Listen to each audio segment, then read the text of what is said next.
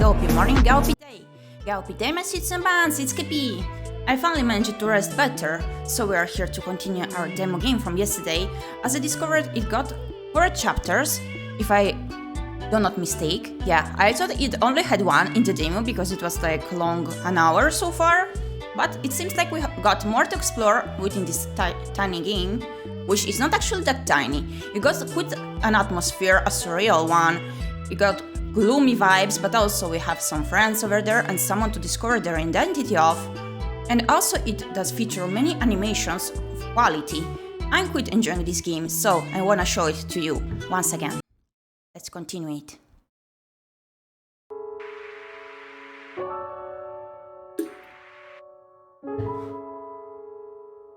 I hope you're having a good time so far. I'm slightly groggy, but I'm rested, so everything is goody. Let's go to the episode 2.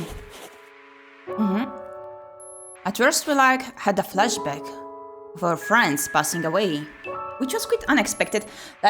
There is a trigger warning of this game, this is why I did put them upon my stream. But I did not expect to witness them die. In the game it is mentioned that we're a ghost. But for some reason I did not die, the 2 friends did. So I wonder, what's any more there to my memories? If that was the memory, actually. I'm not sure if I'm managing to follow properly this game's story and the timeline, because it's a bit confusing. Not as in not made properly, but its vibes and whatnot are making me hard to concentrate on everything, so I'm not sure if I assembled the pieces properly, but I really hope so. And this is the stranger that we encountered, the blue-haired cutie. So, the day of the nameless, anonymous birthday party. Because a new ghost is arriving upon the gloomy town, and it's been decided for many years that a certain number had to be there, and no one else joined the town. But it seems like a newcomer is arriving, which in my opinion is this girl here, that we encountered in our dreams and whatnot. You want to start reading from episode 2? Yep. Okay.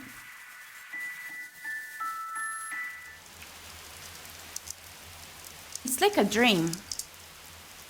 That's supposed to mean something good, right? Why am I holding a pistol there? As in, I never expected a person like this. It's like a dream. In any case, I'm currently in a room even fancier than Pacifica's place. That is our friend that is supposed to be rich, Pacifica.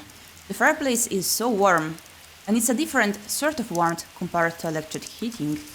I'm eating ham. We all are, actually. There's a ham as big as my head on the table. Even bigger, I guess. And we're eating it with gusto for some reason. The word is a silent safe for the clattering of tableware, the chewing of ham, and the occasional crackling of firewood. It's almost as if everything outside this room has been annihilated, and the world exists only for us to eat ham. And when I say us, I mean me, an unfamiliar girl, and a crying nun with a bloody nose. She's the one eating the most. This situation is very much like a dream. The softness of the high pile rocks seems to numb my senses. It's like a dream. I pondered that thought again. The situation we're in is indeed like a dream, but is that a good thing? It certainly doesn't feel like a good thing. At least that's what I think to myself as I approach the nun's temple with my pistol. Oui.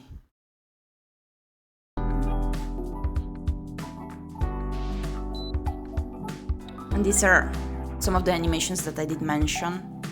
They're so good, much like an anime opening it is. And also in the mid of the game, there are featured more animations as well. It's super well made. Like, I'm no animator, but I can really see that there was a huge pile of work put into this game. I remembered something, just that it happened.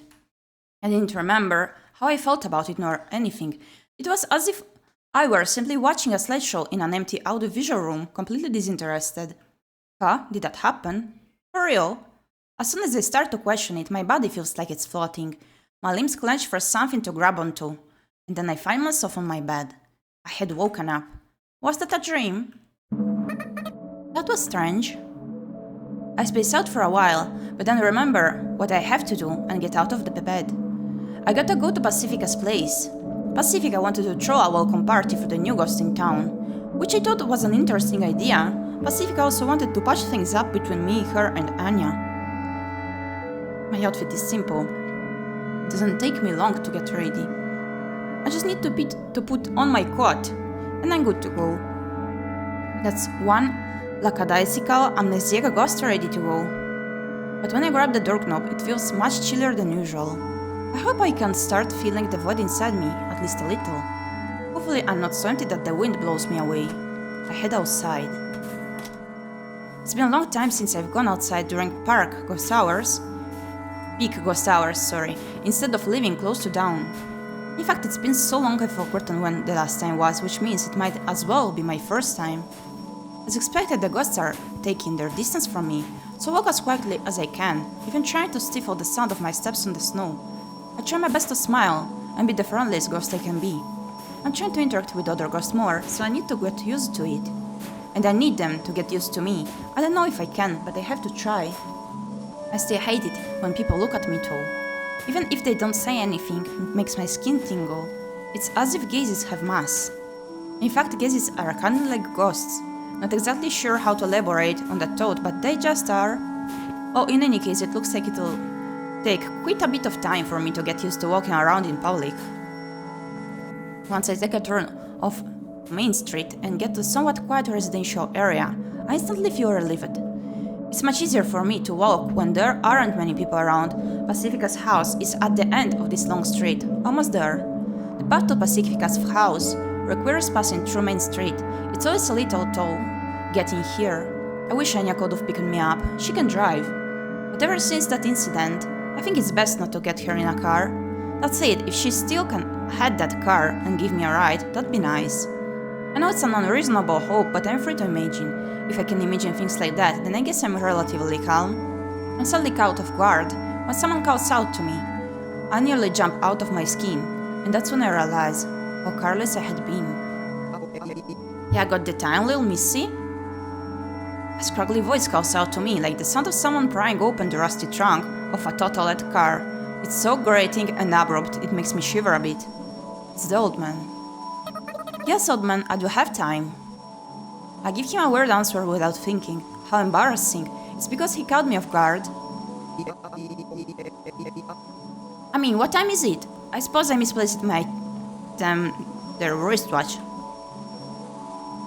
The owner of the voice is sitting on the walkway, leaning on the side of a building with his legs out. Bannikovs?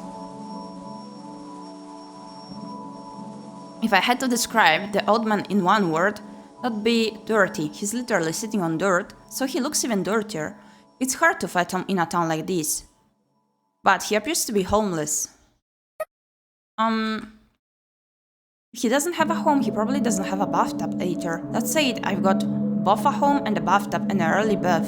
So I guess I'm not one to talk. Yeah, in the first episode, it was mentioned that the main character did bath a year ago last time. So our rich friend forced us to take a bath. Goodness. So do I look this disgusting to other people? Oof. How do I explain this? This town doesn't do clocks. The very concept of the passage of time doesn't exist here, so we don't have calendars or clocks. We just have a physiological sense of what time it is, I guess. I never really thought about it. Maybe it's just me being stupid and everyone else does indeed have clocks and schedules to keep up with. I feel kinda lonely when I think about it like that. I would have sworn I had it, but it's gone now. What a bummer. It was always accurate and reliable. Told me when it was waking time, lunchtime, and that time, of course. The old man's accent is so thick. It's a little hard for me to understand. When he stops talking, it gets real quiet. I can hear the bustling of Main Street in the distance. It's like the roar of waves. My ears start to ring. Honestly, I don't feel like talking for long. I could just run away from it all, but I want to be a good and proper ghost. So decide to answer him honestly. I don't have a watch, so ask someone else, please. Okay, bye. I start walking before I finish talking. Holy writer! Eep! He got angry. I first asked his sudden yell. Sorry, he got angry. My wife said she'd be back by 3 o'clock. That's what she said, so I wait, but she ain't come. So, at 3, I go look for her, but she ain't nowhere to be found. Won't my wife be back soon? That kid came back, so I think. Someone's holding her back, right? That priest. Guy was all like annoyed and such, so really?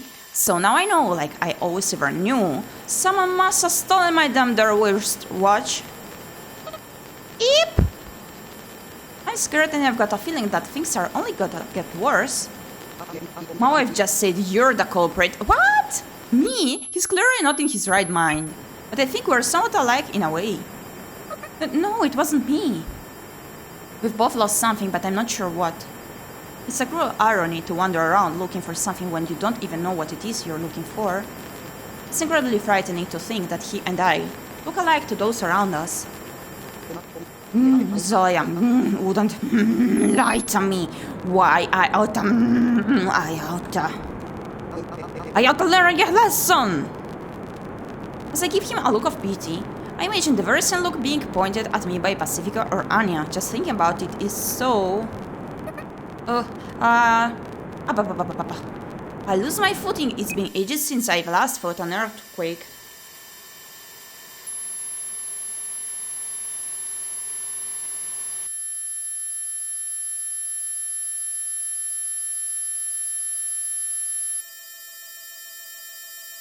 Obviously, it's all in my head. These towns never had an earthquake. Seems like my commands aren't working. Booyah! For some reason, seriously, why? The elderly man strips off his clothes and lunges at me. Oh my goodness! What's going on? I barely dodge, but what if I didn't react in time? I should have added thought. I got to run, definitely. I slip past the elderly man and head to Main Street. It's not a place I'd like to go, but it's much better than sticking around here. I'm seriously starting to worry that I've been sealed away in a world with just me and the elderly man. I can hear Rolf breathing, approaching from behind. I'm so dizzy, I can't get proper footing. The narrow path seems like an infinite corridor. This town only has 1024 people, so it's not surprised that the population density is low. Not sure why that thought passed through my head. Guess my brain just wants to escape from reality. By the time I leap out into the bustling main street, I'm out of breath despite not having run that long of a distance. I don't scream for help, I wanted to, but I hesitate at the last moment. The ghosts look at me with fear in their eyes, since I rushed so suddenly out onto Main Street. I feel like this has happened before. I can suddenly feel the cold snow through my boots again. My nose tingles. The elderly man catches up to me wearing just his undershirt. I finally gotcha! Please stop already! I shout. Part of my brain, orator, a part of me says you should have just ignored him from the start. The elderly man stops and stares. Did my shouting catch him off guard? Wah! The old man's eyes begin to water, and it's not because of the snow.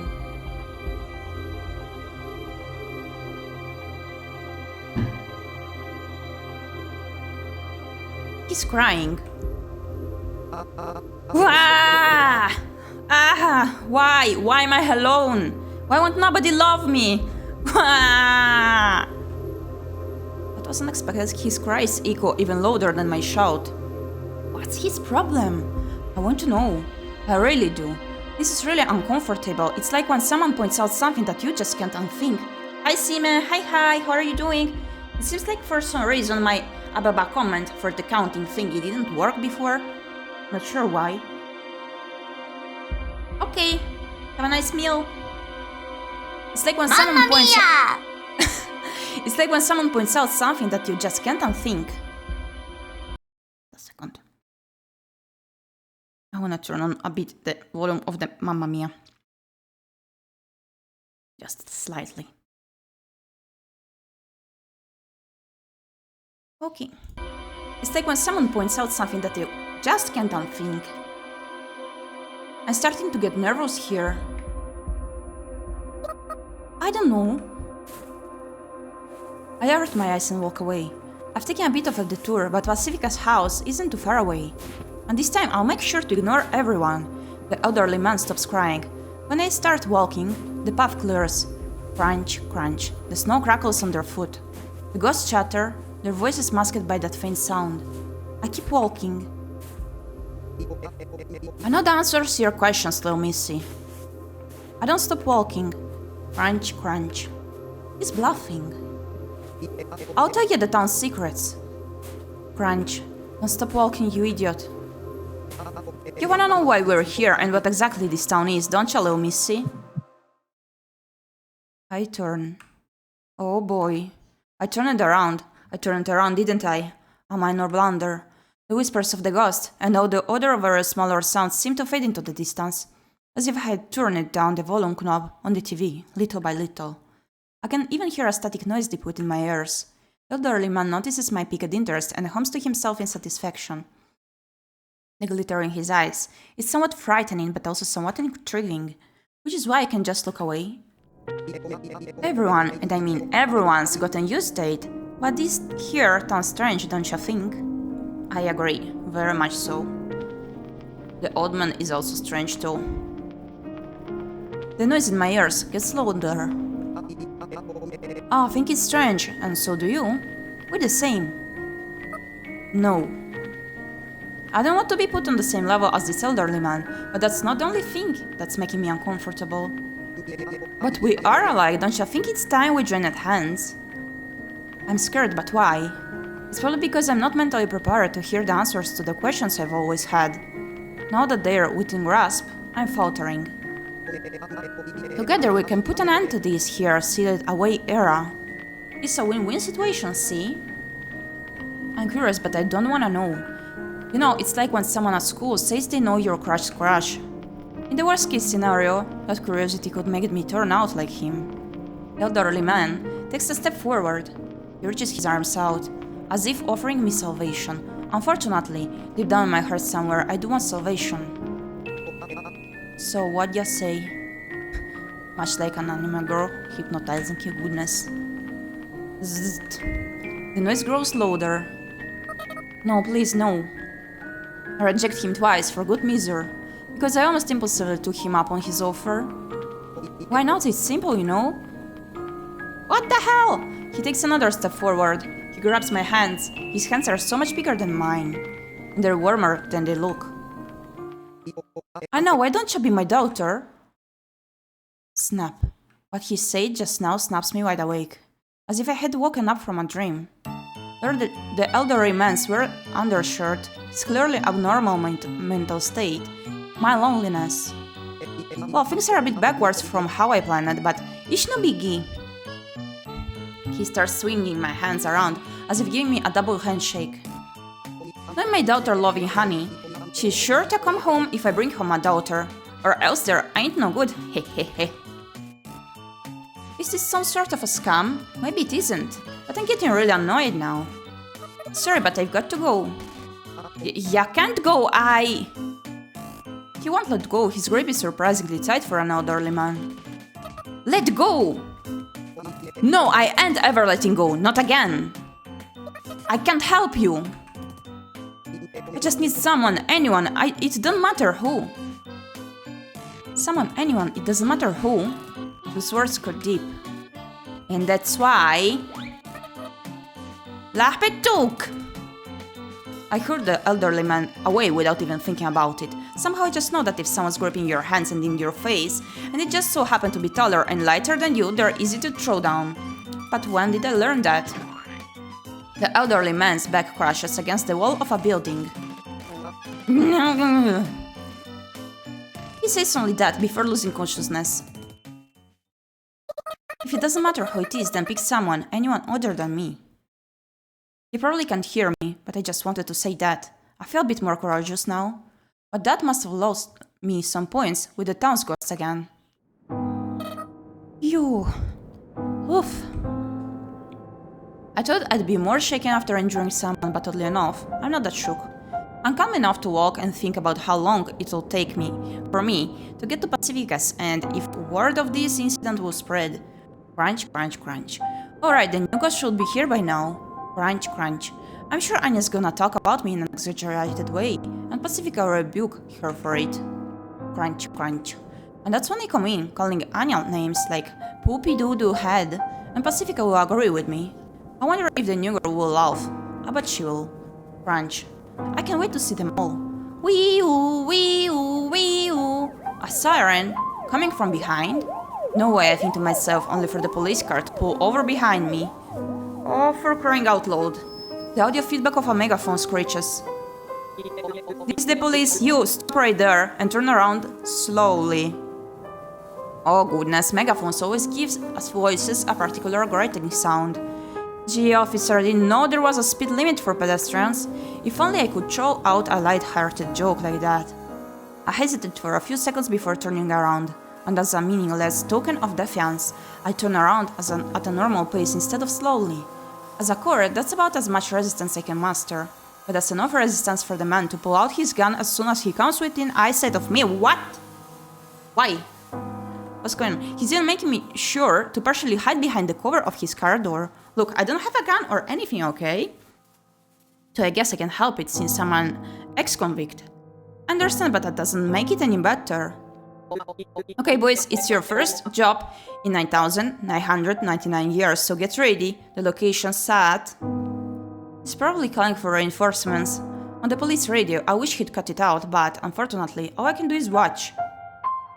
Over, the suspect is... the ninja. Again with the ninja talk. Why do they think I'm a ninja? I'm not a ninja. Oh, just turn yourself in, please. We don't wanna have to do anything either, you know. Just wanna talk. I'm pretty sure talking counts as anything. I almost forgot about it, but that's how cops are. They have this annoying way of acting all buddy-buddy. It's annoying, yeah, but in a way that brings me back. Brings me back to terrible times, that is. I didn't do anything wrong. But there was a report, you know. You assaulted an elderly man, didn't you? I didn't do anything and I've got somewhere I need to go, so if you'll please excuse me. Okay, so how do you explain the elderly man slumped out over there? Self-defense. Everyone guilty of excessive force claims self-defense, you know. But... This is a no bad situation. But this is a no bad situation kind of bad. What? This waste of time sluggishly drags on. Sir! Here comes the police. Where is she? Rushing in from the back alleys. Where's the ninja? 3 uniformed officers fall into formation. Oh, took you boys long enough. From the different paths at the same time. Now then, you mind taking a little trip with us to the station? When their superior gives the word, the officers casually disperse. They block access to the black alleys, trying to prevent me from escaping, surrounding me. As if I'm a criminal, or perhaps a criminal ninja to be specific. 2 of them seem like they're just itching to go. The welcoming party must have started already. Maybe they're sad I'm not there. Maybe they're mad. But it's not my fault. When I think about it like that, I start to feel the irritation building up from the pit of my stomach mixed in with some other emotions. I wanna run away from here. Sorry, but I've got to go. I repeat myself. When I take a step forward, one of the officers takes out his gun as if by reflex. Fast, precise movements, almost like clockwork. It seems to set off a chain reaction, as the other 2 officers also draw their guns. I don't have time for this, so I can't stop now. One officer stands in my way, pointing his gun at me, but I still don't stop. I'll shoot, I mean it. You'll shoot and... I ask that question and then take another step forward. He shoots his gun. It doesn't hit me. Dodging gunfire isn't hard as long as you pay attention to the trigger finger and the way the muzzle's pointing, as someone once said. You can dodge a bullet, but you can dodge a gun. At least I think someone said that. Is it true though? I get the feeling that didn't really happen. In any case, I snatch the officer's gun and kick him in the gut, knocking him out. Underneath his thick clothes and thin flesh, I can feel his bones break through the tips of my toes. What a mess we're creating here. A ninja? You think I'm a ninja, huh? Then you better not complain when I act all ninja-like. You want me to be a ninja so bad? Then fine, I'll be your ninja.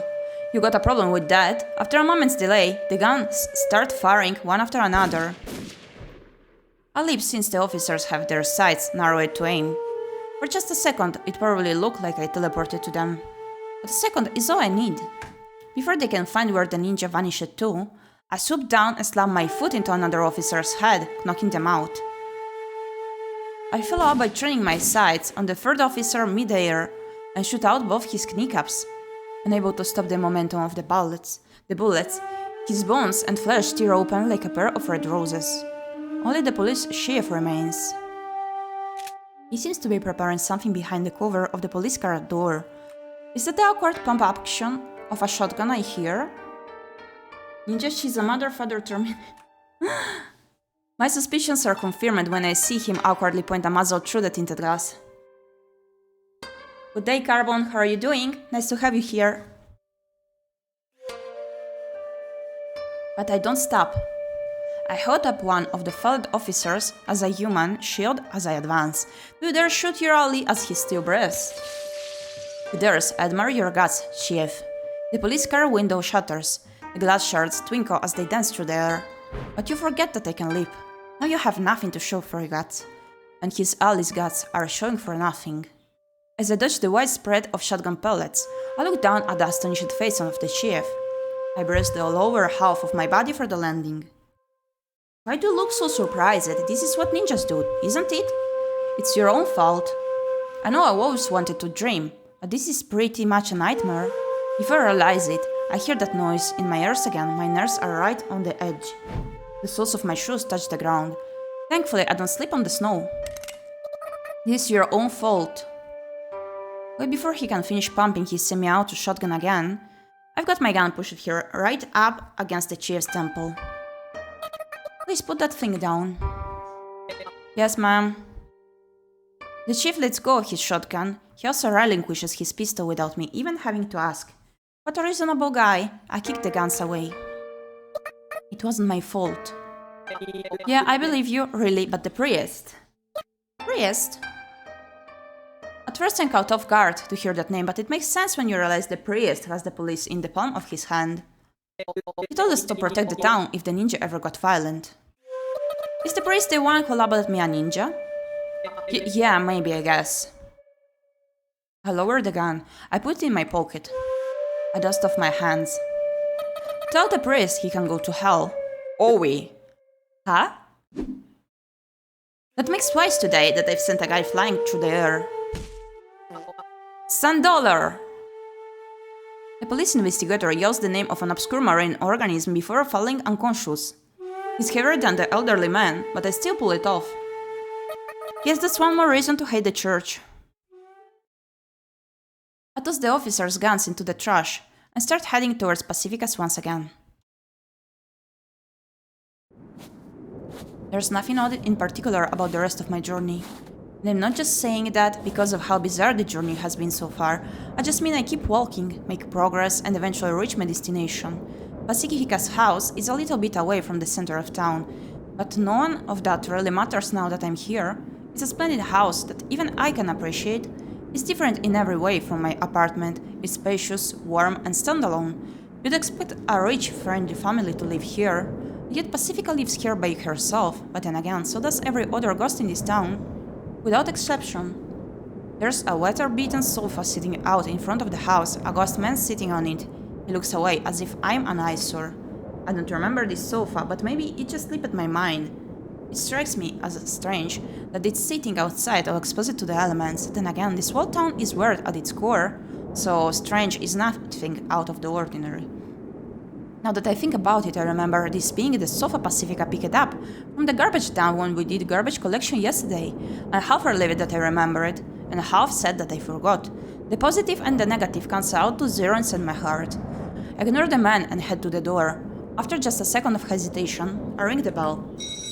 Brrring! For an expensive-looking house, the doorbell sounds surprisingly cheap.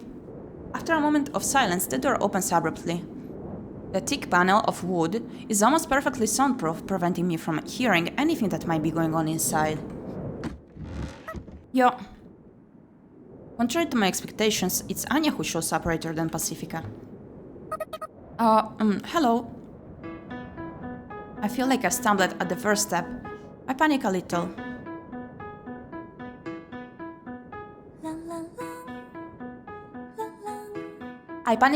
But just a little, so I'm able to act natural. I really like this background music. Already heard it yesterday in the first part of the game.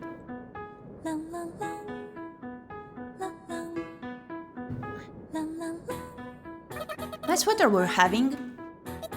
It's night and snowing. Oh. I stumble, stagger, and fall flat on my face, metaphorically speaking, not physically.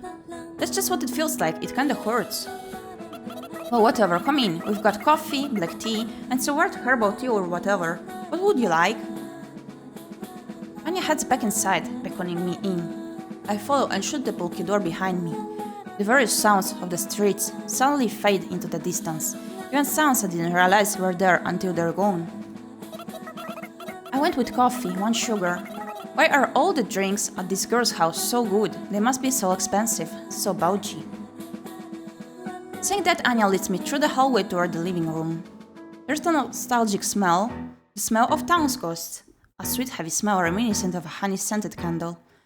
Since they disappear in the sun, sometimes it feels like the only real thing about them is their smell. When I enter the living room, the smell gets even stronger. The room's decorated colorfully and cheerfully for the welcome party. There's a fireplace, but it's just for show. The room is actually heated by a large, noisy heater. I hesitated before addressing Anya. Oh, do you just want hot water? Sometimes you just want to drink plain hot water to feel something, huh? No, not that. Anya can be kind of dense sometimes. Not that there's anything wrong with that. It's just how she is. You just gotta be direct with her. Where's Pacifica? Oh, she went to go pick up the new girl. Oh, I guess I jumped the gun then. I thought Pacifica had already started the welcome party. Am I late? Well, you're pretty late, but I think Pacifica's facing some issues on her end too. Thank you for the headpad, thank you for the hydrate redeem.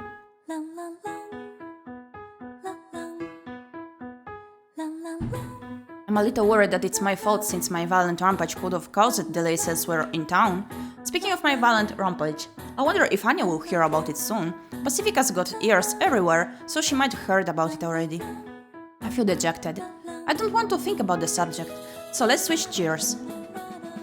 About how late am I? Relatively. Meaning? Look, if we had an accurate sense of time, we wouldn't say things like 9,999 years. I slip up again, but I guess the positives and negatives cancel out to zero again. Because now I know for sure that the elderly man's idea of 3 o'clock is nowhere to be found. I suppose you're right. Here. Anya hands me a mug. The coffee inside is so pitch black that it almost looks like tar. You're not gonna say you don't want any, right? You used to drink this a lot after all. Thank you. I drink it down. It seems sweeter than what I drank yesterday. Is it good? Probably. What's that supposed to mean anyway here? Anya hands me a tin can the size of a matchbox. Thank you. Looks like they're mint-flavored tablets, which I don't think is a good match for coffee, so I put them in my pocket. Anya sits back on the sofa looking pensive but not angry. At least that's what it looks like to me. She's got a mug in hand just like me. She stares at the surface of the black liquid. I stand at the entrance of the room, watching her. I forgot to ask her where to hang my coat. This game's weird, yeah, it is. Say. Anya looks up. I start to worry that I've been staring too much at her. Yes? Sorry if we're bothering you. Bothering me about what? That's what I should have asked, but I'm a little too late. Anya starts talking again before I say anything. If we're not bothering you, then that's fine, but I don't want to be a bother. That's just a low situation all around. Anya talks in intermittent bursts. So it takes me a moment to figure out what she's talking about. Are you talking about calling me over here? If it's a bother, then I'm sorry. You don't look like you're enjoying yourself too much, and you look like you hate it when I talk.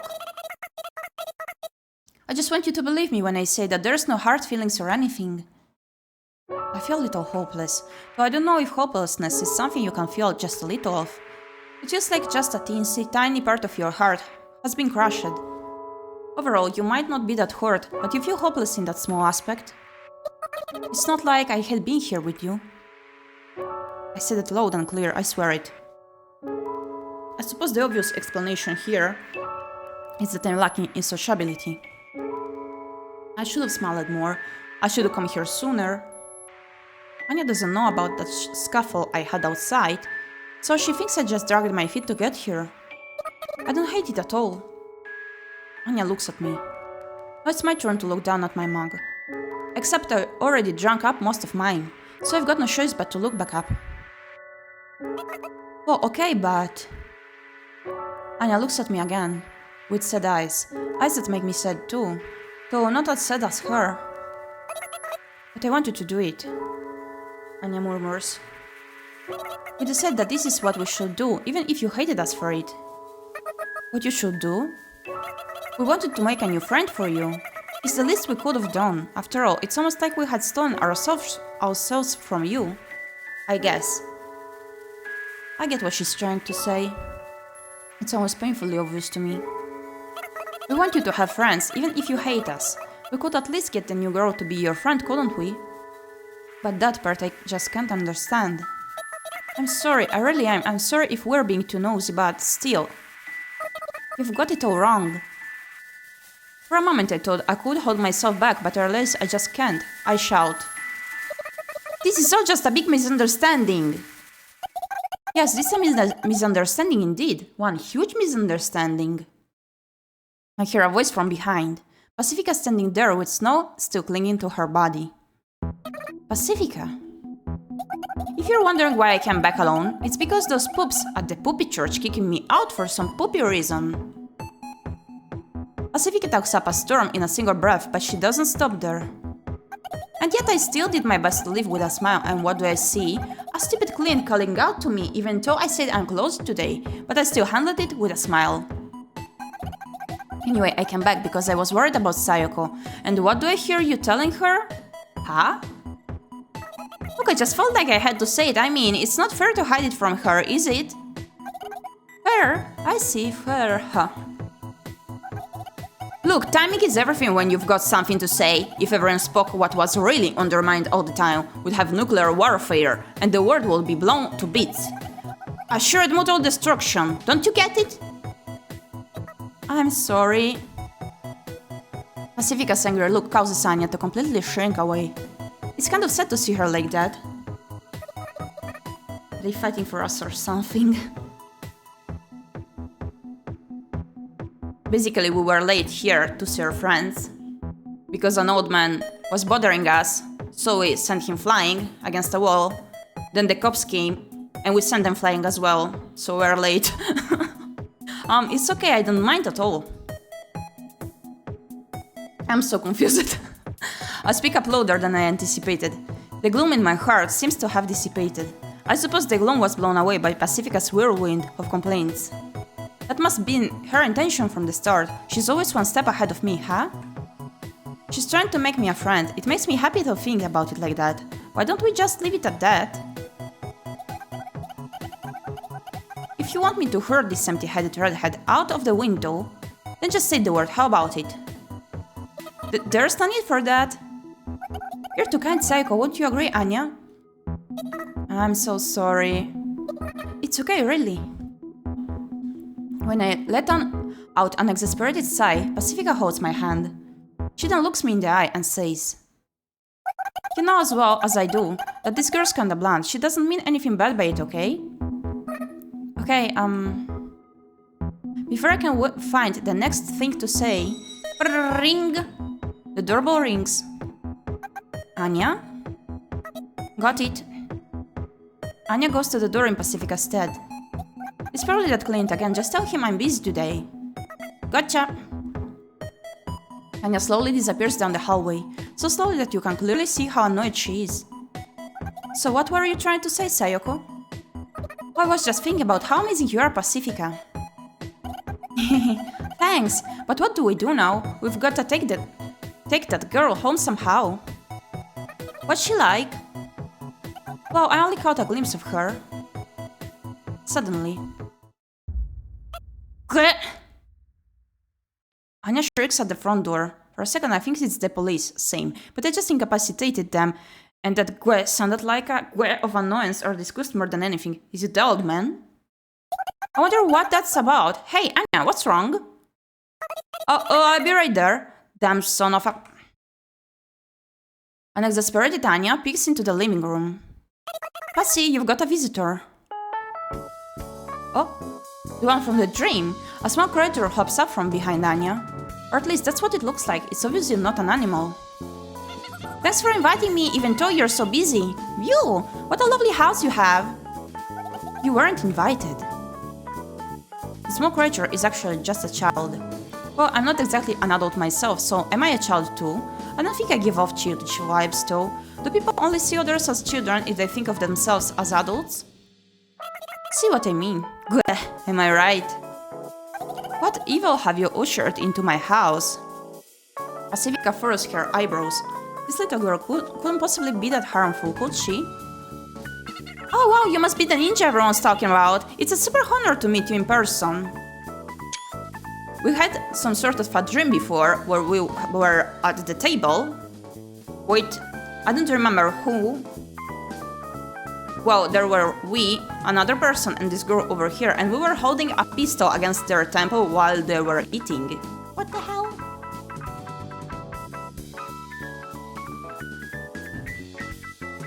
As soon as the girl notices me, she speaks up with sparkles in her big round eyes. Oh, what did I do?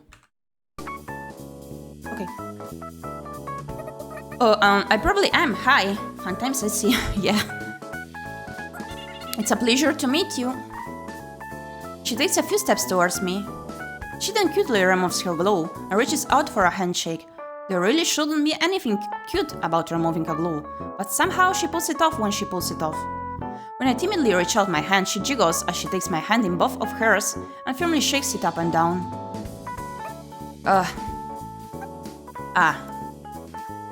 What's with the disgust? She seems like a polite young girl. That's exactly why. Say, Clara, shouldn't you introduce yourself? What? You're right. The girl named Clara hops back, straightens her posture, and looks me in the eye again. My name's Clara. I'm an apprentice nun at the church. Please bear with me as I learn. She bows her head. Not her upper body, just her head. An awkward gesture for sure, but that awkwardness only adds to her cuteness. She's got a very cute face, but she doesn't seem to realize it herself. It looks like she's trying her best to please everyone in her own way. She's perfect because of her imperfections. At least that's the impression I get from her. See? I'm sure you understand now, Sayoko. What? You see, this girl isn't clergy or anything, she's just a normal girl, but she's always around the church because she adores the priest.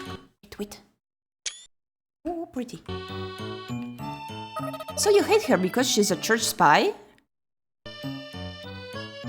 That's about a third of the reason why, yes. She may look cute and innocent, and she's even modest and unaware of how cute she is, so she does cute as a kid stuff every now and then. That's why everyone loves her, she's perfect. And because she's loved, her perseverance is unbending. She's so pure, it makes everyone love her all the more. Few people hate that kid. That's why she can't even tell if someone hates her or feels uncomfortable around her. And that just makes everyone around her love her more and more, so she's happy every day, and so is everyone around her. There's something blood-curdling about Pacifica and Danya's explanation. The way they're blocking the exit as they talk makes it feel like they're initiating me into some sort of cult. I suppose that's pretty much the opposite of what they're doing too. Everyone loves that kid. She's cute, cheerful, unbiased with her unconditional love, and she has an irresistible charm. What? I haven't done anything worthy of praise. I just want to be like the priest. She's got a very cute face, but she doesn't seem to realize it herself. It looks like she's trying her best to please everyone in her own way. She's perfect because of her imperfections. I take another look at the nun in training in front of me. What? She kinda pissed me off. I know, right? That was sudden. It seems we've come to an understanding. So basically, it boils down to how it makes one feel to see this perfect little girl living her perfect little life. Many people will probably think she's cute, but some won't. So you're projecting and using her as a scapegoat for your own inadequacy? You could say that. Well, I guess it's kind of creepy for everyone to like someone, so I guess that's natural. I won't deny it, but I won't apologize for it either. Okay, let's toss her into the fireplace. It's been a while since that thing's been useful. Eek! Oh, Miss Anya, what a funny joke! Oh, come on. Damn it. Anya looks upward pleadingly, as if she's giving up on everything. She then shuffles over to the sofa and collapses onto its soft fabric. Clara sees that and says, Miss Anya, you're so funny, which only causes Anya to groan again. Well, anyway, what brings you all the way out here today? I've got a bit of a hunch. Pacifica crosses her arms and gives Clara a nice cold glare. But Clara just looks back at her without batting an eye. I can't believe it. Alright, it seems there's some misunderstanding about the new ghost in town, so... I had enough of that poopy priest's excuses. The priest isn't poopy. The poop isn't priesty. He's a priest. He's a poop. Priest. Poop. Poop. Priest. Priest. Poop. Yay. We did it. Priest. Poop. Okay, fine, he's not a priest, he's poop, I get it. Yeah, he's poop. What? Would you cut it out with the hua, you poop? The priest is a wonderful man. I'm sure he has his reasons. I believe you'll understand one day, Miss Pacifica. What reason would he possibly have to label the new girl dangerous and lock her up? I'm sure he cannot give any reason that people would understand right now. I believe he'll explain in full when the time comes. So why did you come here personally? I didn't want you to hate the priest, so I came here to come to his defense on his behalf. So you're saying the poop didn't send you here personally? Oh, you should have just said so sooner. I thought for sure the poop had entrusted you with some poopy message. No matter how much Pacifica makes fun of the priest, Clara's eyes never lose their shine. I can do nothing but shudder as I watch the conversation unfold. The priest delivers the word of God to us, and Clara wants to deliver the word of the priest to everyone. Anya! I heard ya, poop, poop. Don't bother with the fireplace, the window will do. It saves us the trouble of cleaning up. You think so? I always thought that girls who pull the wall cute as the act deserve to die in a fire. Hey, this isn't time to joke around. I'm not leaving until this misunderstanding is cleared up. I know that you will understand. Clara shoots her eyes as if completely pleased by her own words. She's acting like a ghost. As in the sort of incorporeal ghost that's tricky to deal with since any attacks phase right through it. A troublesome specter that's always present and can never be interacted with. I see. Please leave. You can either leave through the door or the window, your choice. No, I'm not leaving. Let's be friends, Miss Pacifica, Miss Anya, and Miss Ninja. Okay, look, I'm not a ninja, okay? I see you've chosen the window then. Pacifica lets out an exasperated sigh. I won't give in to fear. You're the ones who are afraid. But it's okay. Everything will be okay. God loves all his children after all. Pacifica! Amen. Pacifica grasps Clara by the shoulder.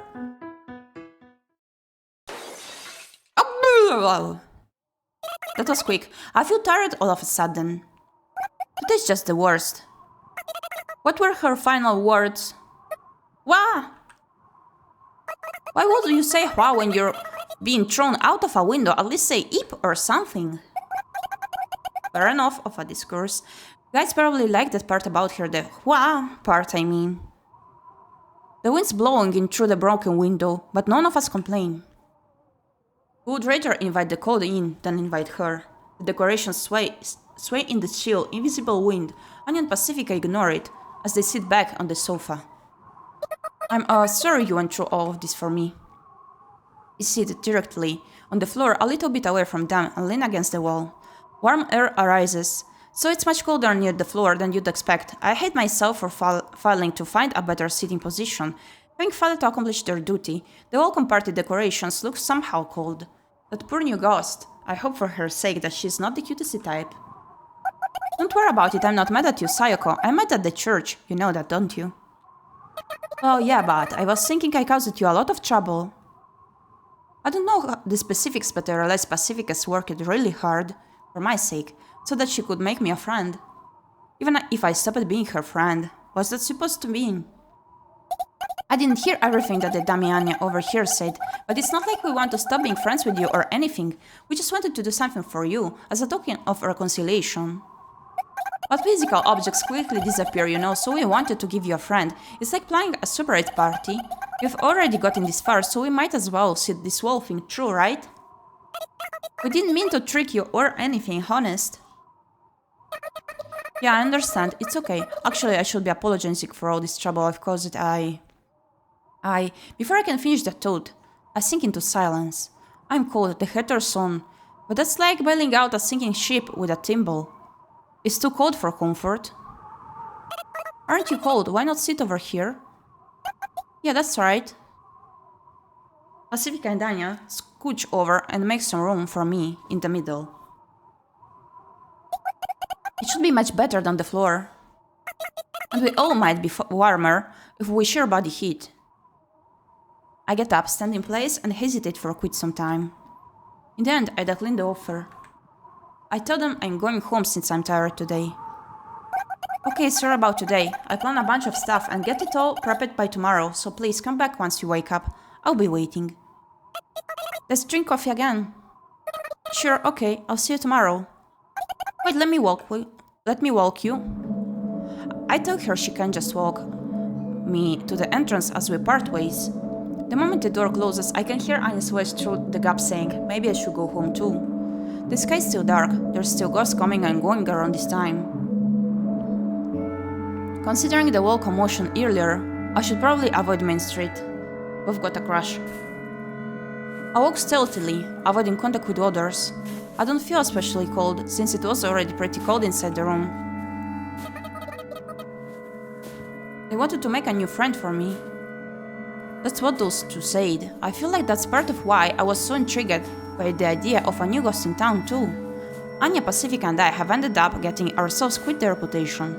A new ghost will be convenient as a friend, since she won't be aware of any of the town's history.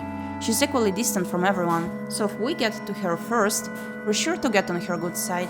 That's probably what I've been subconsciously thinking.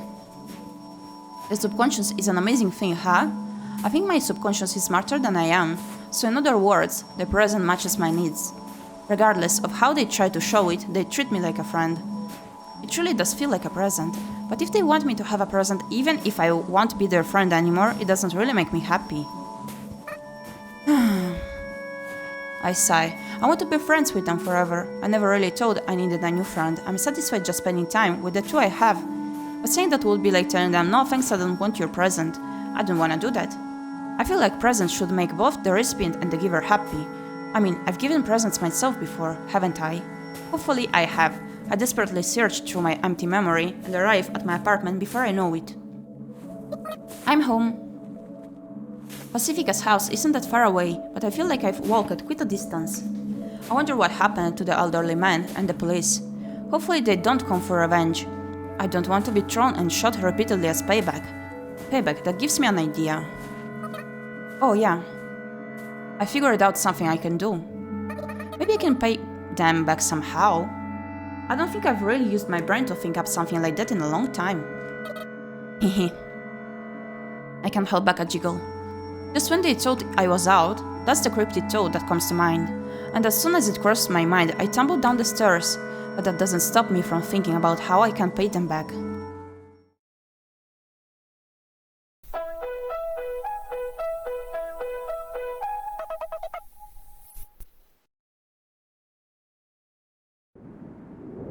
Even later at night, when maybe 60 or 70% of the town's ghosts are asleep, a man stands in front of the entrance to the church, one of the biggest buildings in town, alongside the station.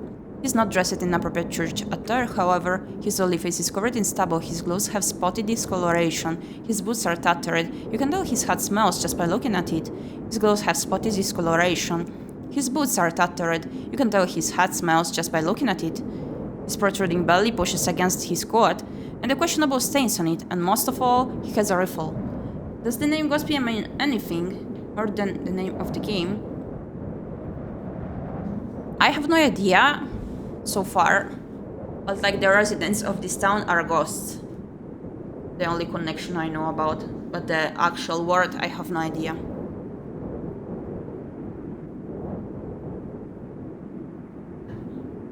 Yeah, it makes sense, yeah. I think Simmers is right. He's a watchman. They're seen at the church from time to time. Whenever something happens, watchmen stand guard in front of the church. Okay, because Pia is the name of my mother. Oh my. I see.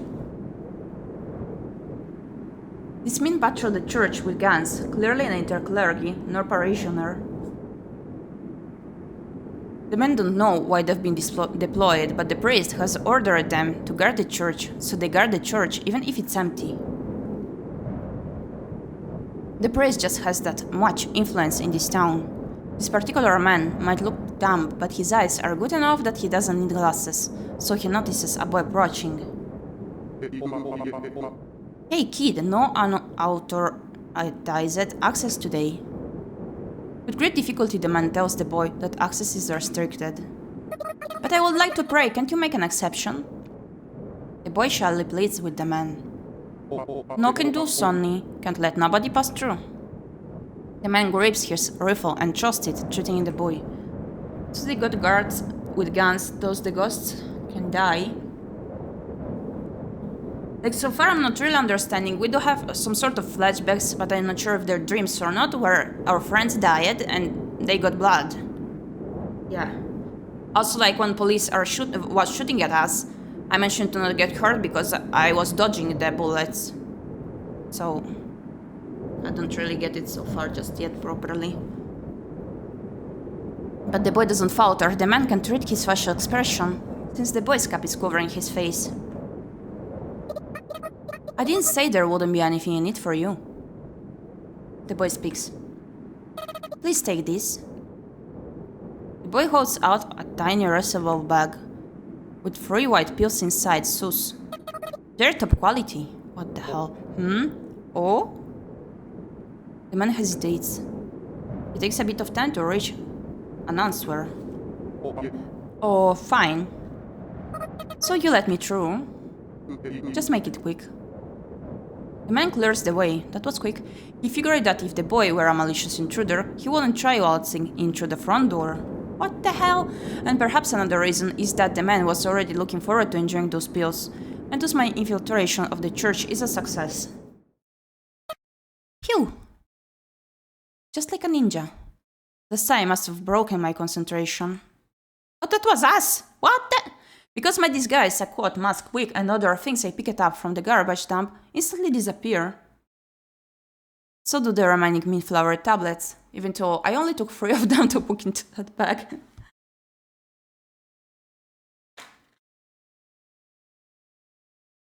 Just for formality's sake, I should apologize to the recycle shop for stealing the clothes and whatnot. It looks like I can carry fewer things than most of other ghosts can. So I guess maybe I've only forgotten that fact and I'm just now remembering it, but I don't have time to get lost in thought about it like I usually do. Because I hear someone. Orator. I hear and see someone at the same time. And just the sight of that someone alone is enough to make me sick. What brings you to the church this late at night? There stands the priest. Are you the priest? It'd be stupid to ask that, so I don't. This priest matches the priest in my vague memories, so this priest must be the priest. He reminds me of a long-dead lion. His swept back hair looks like a mane. His eyes have the sharp glint of a carnivore. His voice is low like a growl. And he carries himself confidently, like a true king of beasts. Though he's more like a king of ghosts. That glitchy speech of theirs is so nerving. Oh, I personally enjoy it. Reminds me sort of Animal Crossing.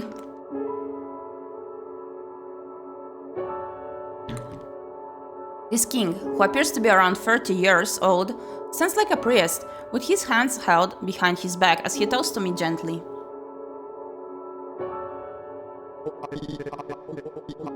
How strange, I believe we had already closed the worship today. I send the first letter of a word and compiling it. It sounds nice, but it's also the stuff of nightmares. Oh my!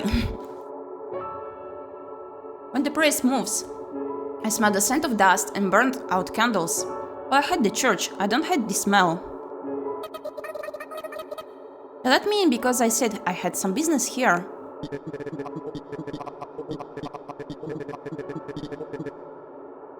I see rules are rules, and upholding the rules is watchman's job, so I can have a watchman helping someone break the rules. He must be reminded of the rules. Oh, did I say the word rules too much? Yes. The priest laughs. I can't help but laugh too. What is this feeling? He looks at me with composure and magnanimity. This feeling, yeah, it's like God. I heard you got quite violent downtown today. And that's something about him that I hate. Why did you leave your room? As soon as the priest says, his composure and magnanimity disappear. It's like a switch has been flipped. He's ready to take on the ninja that killed an elderly man and the police. Composure and magnanimity. That's 2 things I've stolen from him. I'm just a little bit happy. A friend suddenly came for a visit. I tell him the plain truth. I thought something like that would never happen again. I thought I had sealed away the evil. The priest keeps staring at me. I don't think he intends to take his eyes off me for a moment. Not even to blink. And at the same time, it's like he's looking through me. And back to that day, I wish I could see it too. I wish I could reclaim my past. There's something scary about the existence of an unfamiliar me. You've changed quite a bit since the last time I saw you. For a moment, I didn't recognize you, but it sure means that if anyone was going to pay us a visit, it would be you. My chest hurts like a tooth cavity, like a long drawn-out pain that'll deprive me of sleep. So that must explain why Pacifica and Danya seemed hesitant to get in touch with me. I've changed and probably not for the better. Hi Chainsaw, hi, how are you doing? Welcome back. Those two are nice, so they won't talk about it. I didn't notice. Those two have been watching over me, and the current me has just been taking advantage of their kindness. The me that those two talk about is just my empty shell. They embrace that shell, put on smiles, and explain things that should be common knowledge. Doing good. Very good to hear. You know, Sime here decided to gift me some poison you used to play, called a Jump King. So you can await that in the future. Gyepi yelling into the void.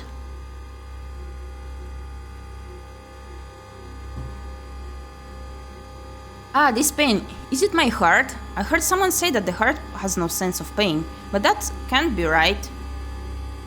But something has to hurt for me to feel this pain. Where is the pain? I can tell where it is. I can't heal it. In the VTubers Jump King competition, sponsored by myself. OMG, another one joins. Yeah. I hate this. The new ghost is here, right? Give her back.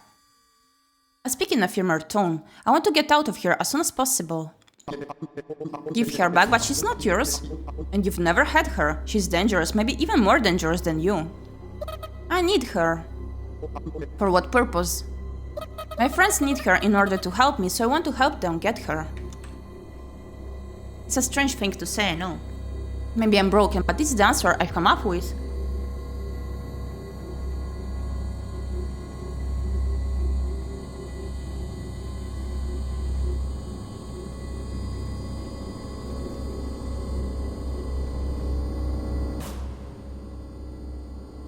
So please don't interfere. I see. The priest says in exasperation. He's probably stopped trying to understand where I'm coming from. I can't allow you to take her. She's a witch, a disruptor of the town's peace. I must seal her away. Peace? What is peace? We're ghosts, we don't die if we're killed. Does peace even exist for us? If so, then isn't every ghost already forcibly sealed away inside of this so-called peace?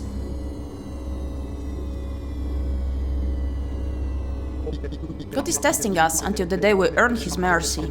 I must guide the townspeople to protect the peace and live modest lives, for that is my purpose. The priest looks at me arrogantly with his hands still held behind his back. He may be cautious of me, but he's calm. He has people to support him, he has a purpose to live for each day. He has a fulfilling life. I can't lose to someone like that. When we earn His mercy, He will lead us to paradise by spreading His word to even one more person. We can live better lives. And I intend to hold out until that time. Each sin cleansed is another step towards paradise. Even someone as empty as me can realize that. And so I pour all of my nothingness into it.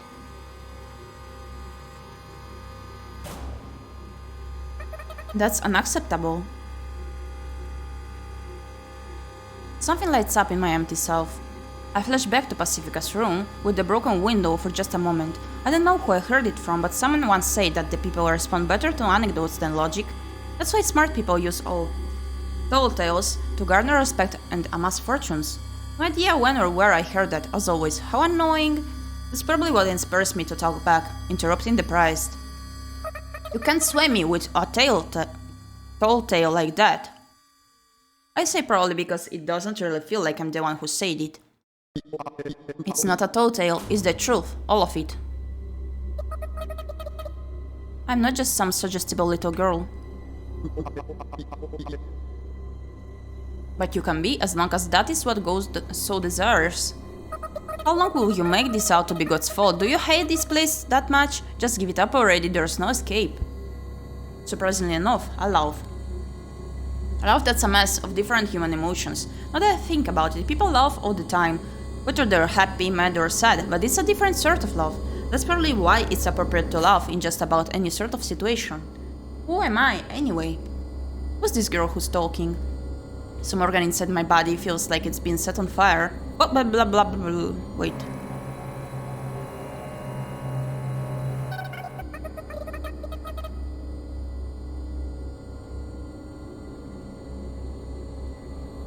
That's probably why it's appropriate to laugh in just about any sort of situation. Who am I anyway? Who's this girl who's talking? Some organ inside my body feels like it's been set on fire, and at first setting me in motion. That rewind thingy was creepy, not gonna lie.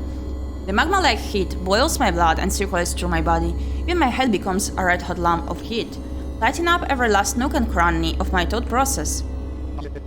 Silence. The priest brings his hand forward, away from his back, revealing an automatic pistol which he points at me. Just as I suspected, I suppose. You're evil, a demon. Sorry, but there's no demons here, just ghosts. It's ridiculous that you pretend we're alive when we're already dead. Our souls are alive. I'm going to shoot you. You revive. Lives and souls be damned. It's just a universal rule. The same thing that happens to objects happens to us. I'm motivated by something more precious. The likes of you could never understand how I feel. The priest has completely lost his composure, his magnanimity, and his high horse. He's no longer a lion, he's just a man. He's just a man, which is why he must rely on a gun. A god wouldn't need a gun. I feel good, satisfied. Perhaps this is how it feels to rob someone of something truly precious to them. I won't be silent, what I have to say concerns you too. Come on, don't give up in this cold, dark place, just... Silence, please. Don't say the same things she did. I feel a hit of compassion for the priest as I conclude with this final question. How long will you keep waiting, and for whom? I don't understand the words coming out of my mouth, but I do know that they're the last words that should come out of my mouth. Why? I don't know why I know. Hopefully someone does. I'll kill you. I see the priest pull the trigger in slow motion, but once I see it, my attention is drawn behind me. Father! Back towards the door I came in. The door opens and in comes the man I had slipped past earlier, his rifle drawn. The man instantly processes the situation and... Ninja! How dare you fool me! Die!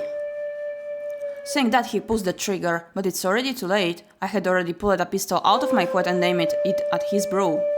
At this point, I'm not even questioning my lightning-fast movements. I think of what I want to do, and do it. It's so natural. I've come to accept this unfamiliar me. Accursed ninja! The priest fires without hesitation. He probably realizes that now that the man's here, chaos and destruction in the church will be unavoidable.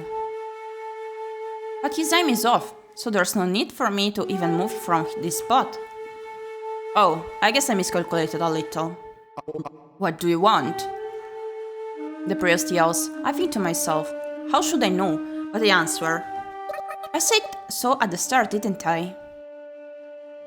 I leap off to the ground. I leap off of the ground, quickly closing the distance between me and the priest. The priest seems to be quite the skilled marksman, but it's nothing I can dodge. I take the gun I stole from the police officer and shoves it at his brow. I'm here to see the girl. I close my eyes. Bang! The sound of a gun. Dude, the sound of something human-sized collapsing onto the ground. The sound of blood roars in my ears. Who's there? But I can still pick up the soft sound of footsteps. Ah! A perfectly cute voice, one that I remember. It looks like something's in the darkness of the pews. Gatunk! I hear some sort of machine starting up. After a moment's delay, a siren starts to roar. Someone must pull at a fire alarm or something. I'm sure the police and the priest followers will come rushing in soon. Clara, stop the alarm. Right, if someone's in the church, it's probably her. I open my eyes. But... from the darkness I can hear her feeble voice protest. You want to be my friend, don't you? But she sounds hesitant. Stop it. I am in the general direction of where she's hiding and fire. I didn't hit, but that's fine. The sound stops. I know that this sort of alarm can be switched off manually. I step towards the darkness. It doesn't look like she's going to run anyway. Or maybe she can't. I step up next to Clara as she desperately tries to keep standing on her shaking legs. Miss Sayako, please apologize. I'm sure everyone will forgive you if you step down now. It'll be fine. I'm sure everything will be fine. Lead the way. Stone Cold gunning almost everywhere. Almost everyone. Let me help you, Miss Sayako. I made a flower out of paper. You can have it. That offer is somewhat attractive, actually. I imagine myself apologizing and everyone forgiving me and loving me like they love Clara. But then Pacifica and Nanya would hate me, so no thanks, I refuse. I said lead the way, poophead. What the heck? She's just a child. Calm down. I strike Clara in the face, making a proper fist with my hand, of course. Clara flies back about half a meter. Her nose bleeding, she places her hand onto the ground, trying to get up but fails. She looks confused. She hasn't realized that she's been rocked up a bit. But she's not crying, she's just got a bewildered look on her face. She still doesn't realize what's going on, and that irritates me. I hate you, but I might come to like you. Lead the way unless you want me to hit you again. I spit out those words. The behinds suddenly hate her enough that I want to hit her. Clara suddenly gets up without wiping her bloody nose, and with a delicate, truly ghostly voice, she says, "This way." And she leads the way. Let's be friends once this is all over. Clara doesn't respond. This is probably my first time walking around the place. It feels kind of strange and creepy. It's like I've got motion sickness. The church is a big, conspicuous building, so I'm used to seeing it from the outside. I guess what's so off-putting is the contrast between how much I think I know the building versus how little I actually know about it. It should be so obvious though. I mean, it shouldn't come as a surprise to know that a box contains things, right? Come to think of it, I know even less about myself than I previously did. I keep surprising myself again and again. It feels like I'm not even me. But looking at things objectively, maybe this is the real me. However, there's no way for me to know for sure. For some reason, I'm exhausted. I can't concentrate, that's not good. The gun I'm pointing at Clara feels so heavy, it's starting to go up. Oh, the stairs. How many floors does this building have? 4. We're on the 3rd floor. It seems like the central staircase is the only staircase connecting all the floors, which severely narrows down the available escape routes. Looks like Clara's nose stopped bleeding as we were walking. We quickly advance forward. Up. We quickly advance forward. I've already given up memorizing a way back. Neither of us say a word. We're here. Clara speaks plainly as she stands by the door. She looks like a robot who's almost, but not quite human. Her current mental state must be like what mine normally is. There's not that much of height difference between me and Clara. Her hair is the same length as mine too, even though it's a different texture. If I usually look like she does now, I must really come off as a weirdo. You going first? I think a lot of different things, but that's what I end up saying. Okay. Clara opens the door. She then puts her hands together and bows. After a moment's delay, I realize that it's out of deference to me. Pardon the intrusion. Warrant flows in through the doorway. The heating must be on. Someone's in there. The someone I came here to see. Pardon the intrusion. I can't help but say that now that Clara said it. Something akin to dread suddenly overcomes me. After all, despite all I've done to come see her, there's no guarantee that she'll see me in a positive light. Who will she trust more, the church that confined her or the girl who comes barging in with a gun and a hostage? I'm curious to find out, but I've got no idea what to expect. What if she's completely unlikable? I don't know if I could get along with her then. Or maybe I should be worrying about me being the completely unlikable one. I hear a voice, an unfamiliar voice, the voice of the new girl. I suddenly cast my eyes down. You have a visitor. You must be cold. Come in, don't be a stranger. Yes, you in the back too. I look up by reflex. In a single moment, I think about a lot of things, and in a single moment, I forget them, like a sort of flashback. By the time I realize that this is what anxiety feels like, I can already see the girl. I intended to be more mentally prepared when I first met her, but things have been a bit, shall we say, sudden. I'm so nervous, my eyes are blurring. In my blurred vision, I feel like I can see many different things. Like rain, or school, or summer heat, or laughing with someone. Like a dream, they all suddenly come to mind and disappear as suddenly as they came. But why? The fearful me is already the usual me. I remember how comfortable being fearful can be. Congratulations! She looks at me. At the very least, she's smiling. Sorry to keep you waiting. I give an odd reply, perhaps due to the tension.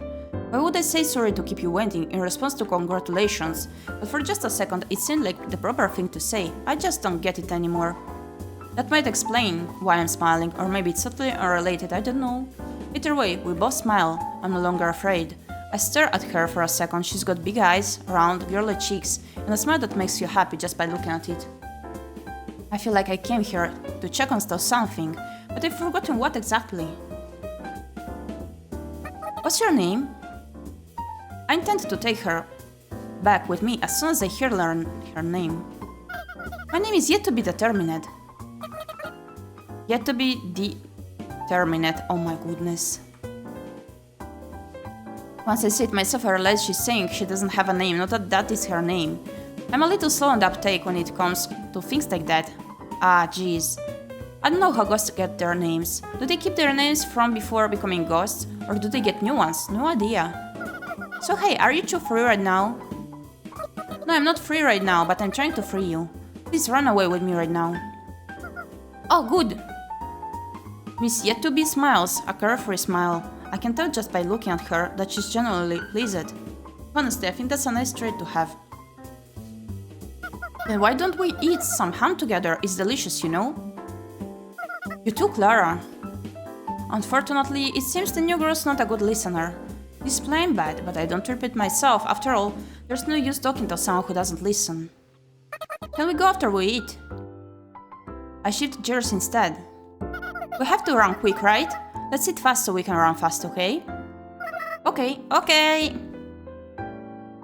It's not that she's not listening, this person listens and ignores. That's right, she's the type of person who's tiring to talk to. Does she even understand that she's being held captive or why I'm here? Okay, I get it. Let's eat. There were no rifle shots, just a few pistol shots. The alarm got shut off quickly. We were straight to this room. I made sure that Clara didn't take a roundabout route to buy time. The couple will probably be here before long, but it's not here now. There are many worries in this world, but I know that very few of those worries will actually come true. Clara? Yes? Eat like your life depends on it. If I do, will you surrender? She says something stupid, so I pistol whip her with a thud. I didn't have to think about accidental discharge, since the gun's actually already out of bullets. I'll think about it, now hurry. Okay. Fresh blood flows out of Clara's nose. Oh, this is the scene from the dream we had. Ta-da! On the table is a bone-in ham. Its smoky scent can be smelled from steps away, and most of all, its size is overwhelming. It is a precious commodity in this town. You will think it makes sense for a ham to be in this town, since it's literally dead meat. But despite the fact that you can find freeze-dried, canned, and frozen meats everywhere, you rarely see meat as meaty as this. Pacifically, this is such a nice house, and yet I doubt even she could buy something like this. It's too big for me to eat by myself, so I'm glad you two came along. How did you get this? A man gave it to me. The priest? Oh, so that's who he was. That's kinda funny. As we sit down at the table, I keep my gun just at Clara. Miss Yet-to-be doesn't even adjust the elephant gun in the room. I don't know if she's ignoring it, or if she just thinks it is what it is. Everyone's got their quirk. Maybe if you figure out someone's quirk, you can figure them out, but I guess for some people their quirks is being quirkless. Clara clearly has no appetite for the feast before her. Neither do I, but at this rate the ham's not going anywhere, and so... If you eat quickly, I'll put the gun down. We shall eat then. Clara reaches for the knife to cut the ham. She awkwardly cuts the ham and starts gulping it down like a garbage truck. Oh, you've got such a good appetite. Miss Yet-to-be cheers and pours a bottle into a glass. Let's dig in. I started eating the ham too. Yep, let's do that. Miss Yet-to-be starts eating as well. Ham is a luxury food and already delicious on its own. There's a certain something that spices it up all the more.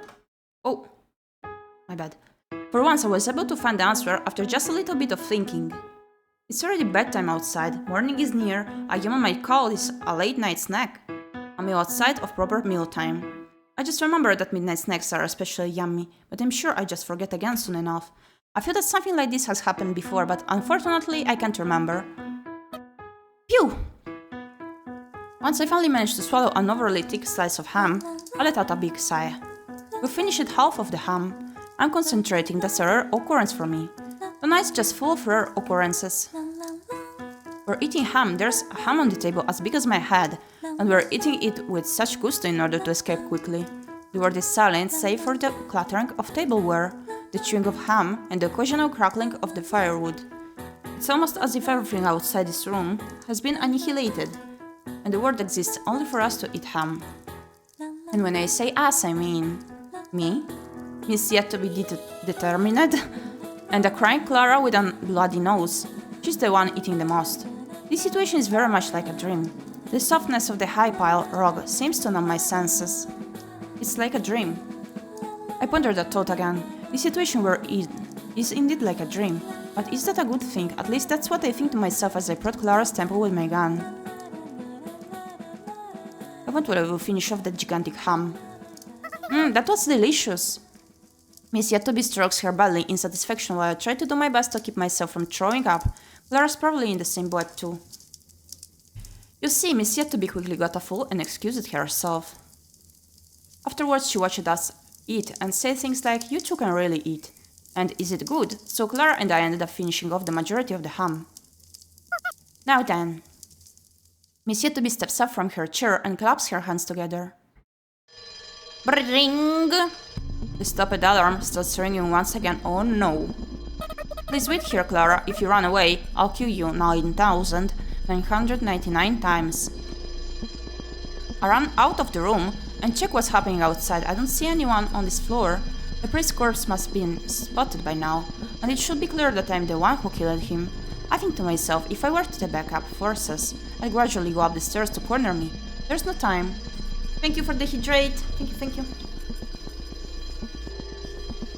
I rush back to the room and take Clara and the new girl. Oh, my sweet keys! Miss Yetobi says that right as we're about to leave. No, it would just hold us back. I'm in a tight spot here. There's no guarantee that I can protect her and her baggage. And we come back for it later. I decide to lie. We can come back for it anytime. Okay then. Just a little white lie. It's nothing. A gunshot rings out from a lower floor. They must have found the corpse. After that first shot, several follow after it. Then I hear something break. Sounds like they've got shotguns. That's no good. I guess they must have mistaken something for me. They ought to keep a cooler head. But that just goes to show how much they fear the ninja. Good, excellent. If you people want me to be a ninja, then I'll play the part. Being bloodthirsty is simple. It's kinda nice actually, makes you painfully aware that we're dead. The gunshots stop. I hear men's voices, they must be arguing. Maybe they're pretending to clear the area, but I think they should keep it quiet. Sounds pretty dangerous down there. Miss Yetobi murmurs. Don't worry. I continue. We're going up. If we can go down, then our only option is to go up. I'll show you the ninja's true potential. Miss Yetobi leads the way as I threaten Clara to keep going up the stairs. Oof! Clara tumbles, probably not on purpose. Her nose starts to bleed yet again. Maybe she plans to die from nasal blood loss. Over here, 4th floor. But as a result, our pursuers have spotted us. I pick up one girl in each arm and dash up the stairs. I leap through the first door. I see without hesitation. They don't chase after us immediately. Maybe they want to be sure they can overwhelm me. Or maybe they're thinking they just need to block the center staircase to corner the rat. That's an extremely logical thought. As long as you don't expect the rat to go even higher. What is this room? It's the priest room. I see. What a lonely little room. Just a big desk and full-length window. Actually, I guess, since there are several lonely little rooms, they're not so lonely or little when put together. I stare out the window. Things don't look so bad outside. In fact, it looks better than I expected. I feel kind of pumped up. I'm sure I can pull off what I'm about to attempt. Miss Yetobi gleefully cheers as she jumps onto the soft desk chair. Well, whatever. I've got an idea. Stand here. I place my hand on Clara's shoulder. There's not much of a height difference between us, so our faces are close. I look closely at her face. I'm sorry, Clara. Miss Ninja? You must be cold. Here, you can wear my coat.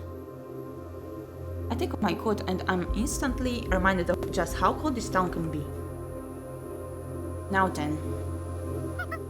Hey, what's the plan? How do we escape? I don't have time to answer Miss ⴄᴏᴍᴜ. Any last words? I ask Clara as I hide under the shadow of the desk. With my gun still trained on her, of course. I don't take my eyes off her. Clara tries to speak, but she just fidgets and fails to say anything in the end. I'm sluggishly cross on. Miss ⴄᴏᴜ looks at me with concern. I want to give her some reassuring words, but what comes out of my mouth is anything but trustworthy. Everything will be okay. By the time I say that, faraway footsteps are already upon us. It's already somewhere between 6 and 8 men on the other side of the door, and they must be armed with rifles or other guns. Any last words? I swing my head to face in my direction. I'm sorry, but now we're playing on the same field. Now it wasn't me who swivelled at her head. It's just Clara, dressed like me, and with a hairstyle similar to mine. But the resemblance is uncanny. I'm sure we'll meet again. Maybe we can be friends then. She does look like me. I hope you understand one day. What's she going to say? You're crazy? You have no morals? That makes sense. I've studied human rights, but not ghost rights. Slum. They kicked the doors in. I don't have last words. Clara speaks. Poophead. What the heck? What's that supposed to mean? I laugh. I don't think I could do anything but laugh. I guess maybe Clara really doesn't understand after all. I hide my head under the shade of the desk. I firmly push Miss ⴄᴏᴜ's head so that it doesn't come back up. Guns. Gunshots. Not only can they take out your eardrums, they could very well take out your whole ears too. Oh, I know what this is. The substitution jutsu. You are correct. I suppose this is the reality according to those muscle-bound idiots. The intruder kills the priest, runs up to the top floor, but once they corner her, she stands dumbfounded in the dread of death. Then the men shot me to death with their guns. Eventually the priest will return from the garbage dump and praise the men, maybe even reward them somehow. The dread of death? Please, this is why you guys are someone else's subordinates. We're ghosts, remember? Well, in any case, they must fear death themselves. Which is why they shot at me.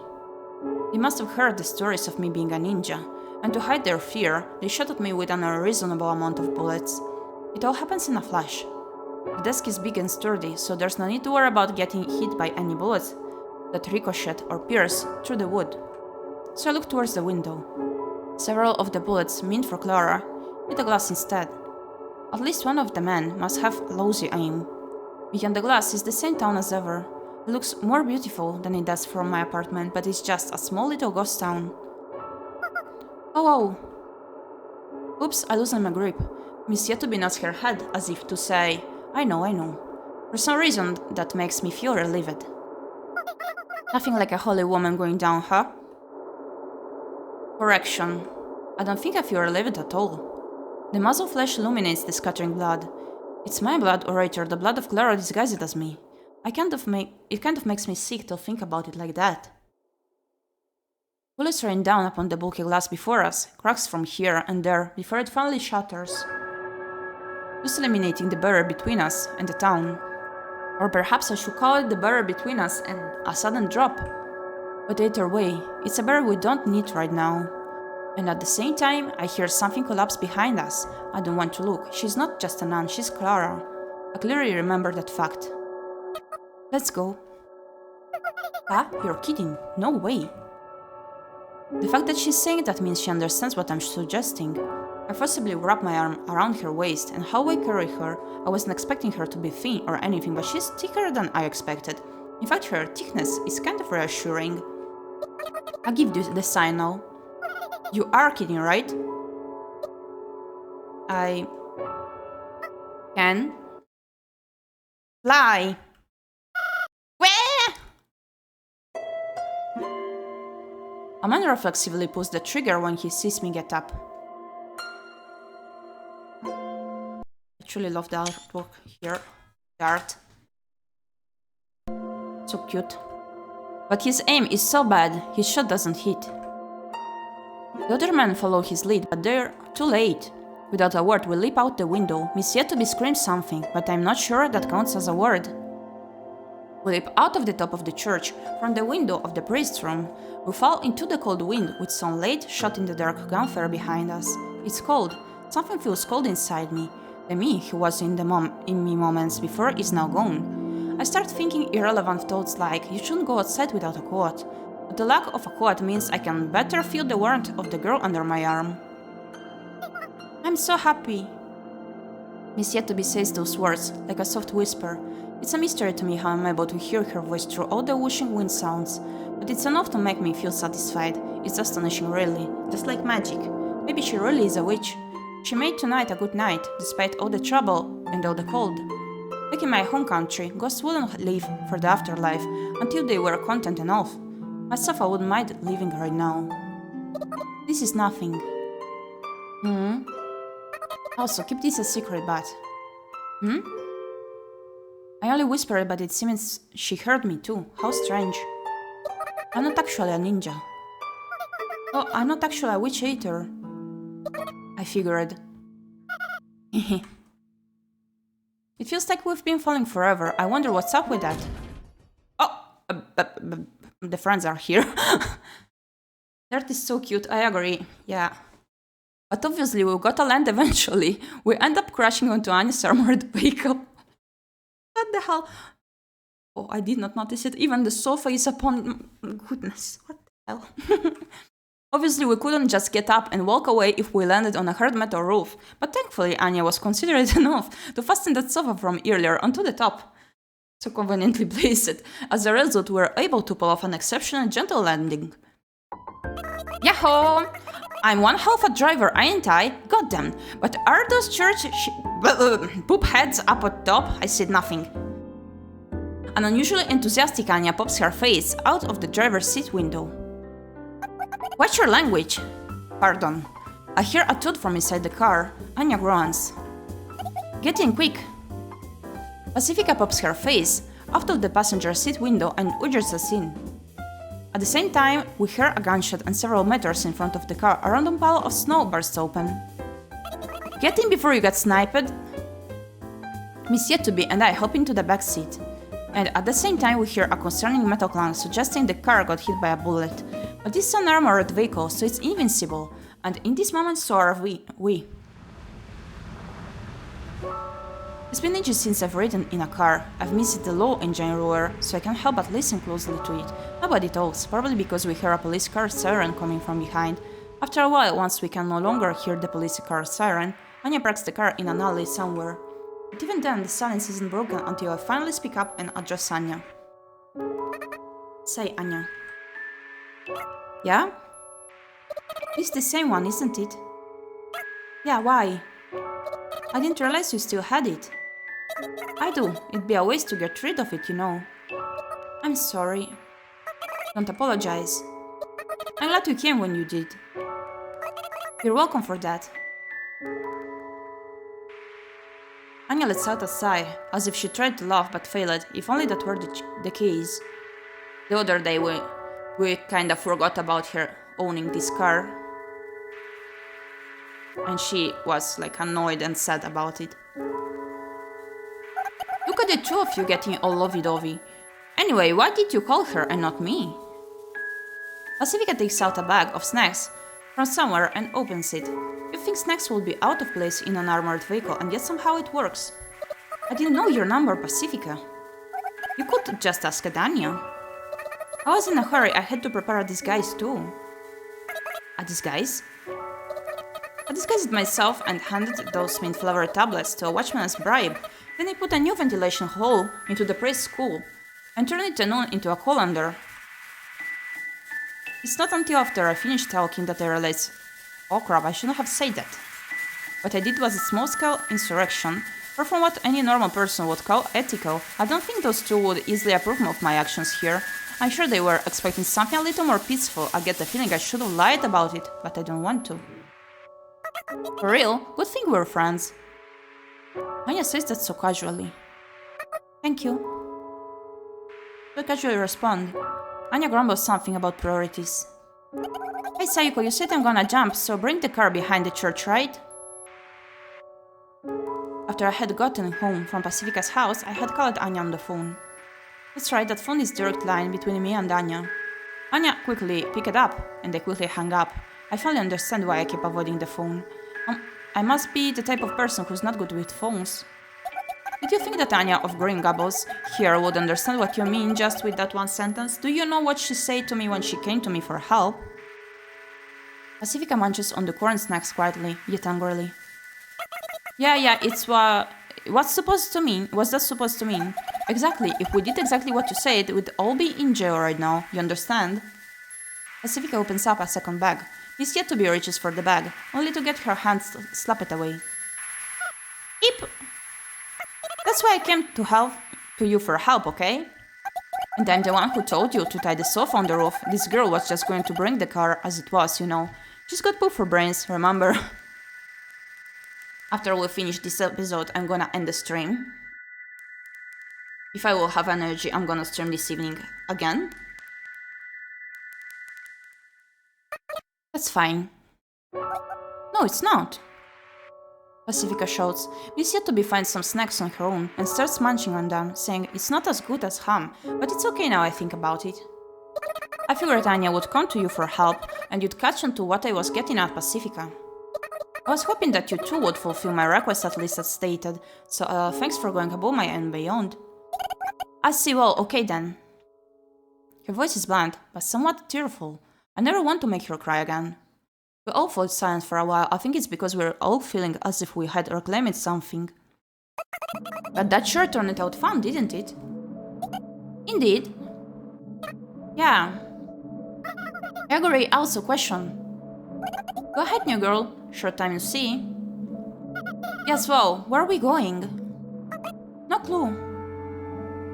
I guess none of us really planned ahead. Honestly, I only planned to bust the new girl out. I didn't think about anything after that. Where should we go, Sayoko? When she asks me that question, I respond with relative case is outside of town. I can feel the air get just a little colder. For real, well, I kinda get where you're coming from. I don't remember what happened that day, so I want to try going out of town to jog my memory, I guess. Huh? What? Your faces freeze. But what's with those looks? We don't remember. We don't remember what happened or what made you go, you know. Oh, actually I do remember a little bit. I figured you do remember Sayoko. No, I don't remember. There are some things I remember, but they're far outweighed by what I don't remember. I'm shook too. I'm sure they're just as shook as I am.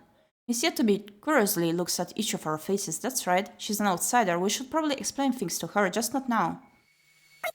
Alright, memory lane it is. Let's go. Anya proclaims. Yes, let's go as far as we can go. Pacifica concurs. Okay. And I agree. Outside of town. Have you been informed about ghosts and whatnot? We're ghosts, immortal and unaging. Locked up in this town, but since we're bored, we'll figure we'll take advantage of the chaos by going outside and crossing the boundary. Pacifica condenses the explanation perhaps a bit too much.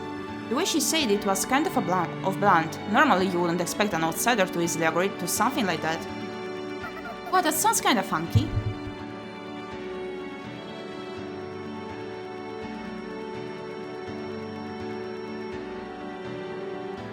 But thankfully Miss Yatobi isn't normal, so there's no problem. I've already learned that from my short journey with her so far. Let's see, what does she mean by funky? Funky is funky. I can see us getting along with her. Let's go, sounds fun. And we're off. Anya steps on the gas, and the car speeds off. The ground's covered in snow, but the car just laughs it off. My heart throbs. Huh? I guess I still have a pulse even though I'm a ghost. I'm glad my kidnappers are such fun this time. Miss yet to be just casually unexpectedly says that. Kidnappers? Oh, I don't even know your names. I just came along for the ride before I got an explanation, so it's like you're kidnapping me. How fun! What the heck? Kidnapping. The mood in the car suddenly gets tense. I did pretty much just kidnap her, but Pacifica and Anya don't know that. Seiko, did you just drag her out without giving her an explanation and she just went along with it? I was too busy eating ham. Ham? Oh, don't worry about it, I mean kidnapping in a good way. There's a good way. Those church people wouldn't tell me anything about the town, and besides, it's more fun to be with other girls, and you all seem like nice people. Well, okay then, that's fine I suppose. Well, as long as Miss yet to be satisfied, that's fine I guess. We all fell silent for a while. The view from outside the window gets sadder and sadder as the town slowly fades away into a barren cloud of snow. Outside of town, I wonder what's on the other side. We need to have a welcome party. Pacifica chimes in. I guess she's grown tired of the snacks. A welcome party? That's what we've all gathered here for. So you kidnapped me to throw a welcome party? Wow, a surprise party, thanks! How about that? How about we make it a birthday party instead of a welcome party? It seems more festive that way. A birthday party for a ghost? How about we give you a name as a birthday present? Oh, can't wait to see your name. Oh, lovely, Sayoko, you're so talented. Talented at what? We jiggle, but Anya stays quiet. I guess she's having a tough time driving. However, that isn't the case. Okay, time for some bad news. Anya clears her throat and starts speaking. This car is equipped with a powerful engine so it can run anywhere and it's carrying a ton of fuel. How powerful? Let's just say that barring wear and tear, it can run pretty much forever without our supply. Honestly, this thing's built like a tank. But unfortunately, it doesn't seem to be running properly, and I'm sorry to tell you this, but it's gonna explode! What? We need to run. We can't, we've got 30 seconds, and the blast radius will be hundreds of meters wide. It will tear up the ground and spread radioactive fallout everywhere. That's an objective fact. Oh my goodness. As a practical solution, I propose we complete this birthday party within those 30 seconds. What is happening to their mouths? Craziness, I guess. That's all the more reason to get off this thing. Flipping in mouse like that is just nightmare fuel. The blast radius is hundreds meters long, Passy. I suggest you give up. 25. I understand, let's move on to the gift giving then. 22. Your name is Ham. No, wait. 18. Yoru. Yoru means night. That's what the Yo in Sayoko also stands for. And we met at night, so Yoru. For something I came up with on the spot, it's actually a pretty good name, I'd say. Then again, ghosts are dwellers of the night, so maybe every ghost in that town would be called Yoru. But these people don't know what kanji are, so I don't think anyone will catch on. What a lucky break. 2 nightly names within me. She's there within me. This is my little secret. Time passes as I think to myself.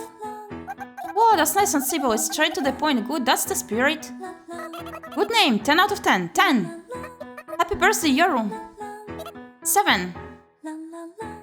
We got the important stuff out of the way in just 9 seconds. Things are getting kinda hectic, but it makes me feel something, it makes me feel alive. Let's be friends!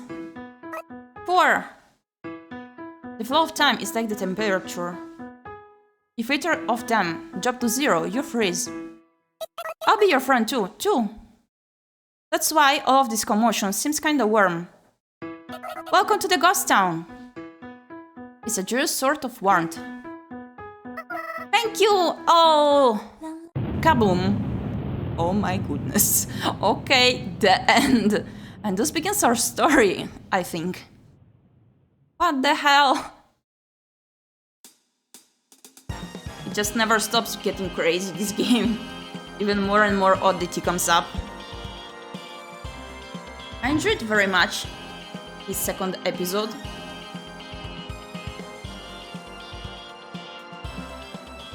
Like for a season 1, it got with a lot of length, this game. It was fun. Happy to know so. Please to stay here, Cinnamon Bun, so that we raid someone. And then I'm gonna end the stream.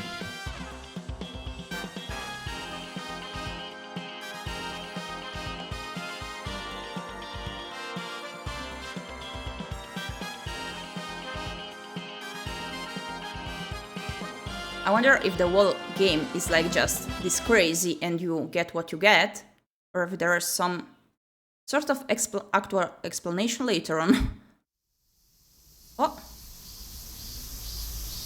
Summer. It's summer everywhere you look. You can hear chattering voices everywhere, from the group of middle schoolers enjoying the breeze at the convenience store, to the elderly spacing out in the shade, to the elementary schoolers playing around in the park. As I pedal my bike, I can feel my feet getting sore from the sandals that were given to me for days like this. Okay, saving over here. Okay. And this anime vibes with the music. Yep.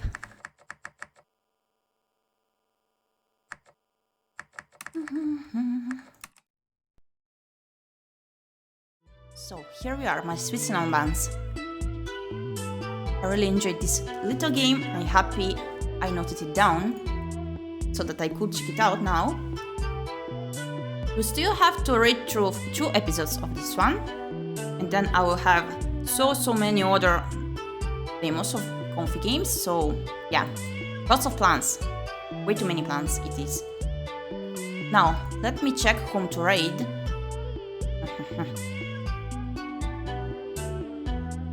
Let me check. Who's streaming now?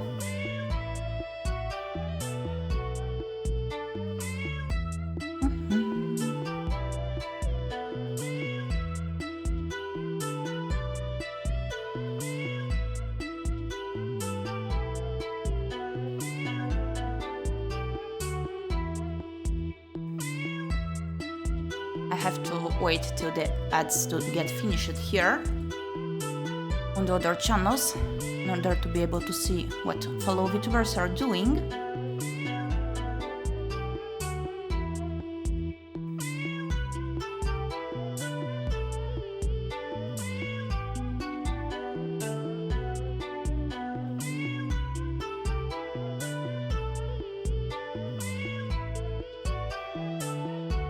Okay.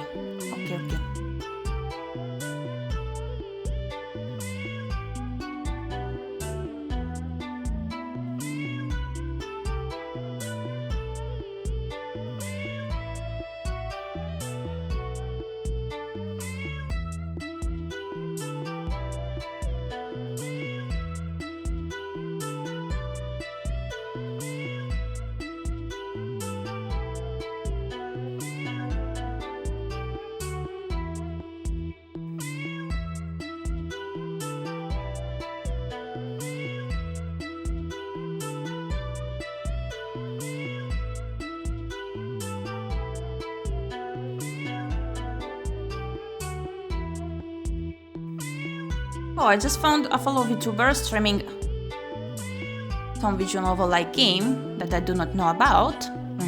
Let's raid them. Okay.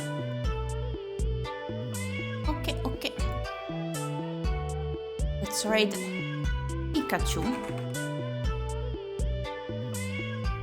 And cinnamon buns, please don't forget, as this forgetful fox, to please spam away the message.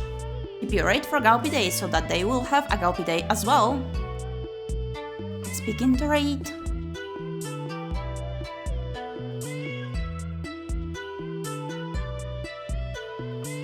Thank you for stopping by, as always, and see you soon. Bye bye!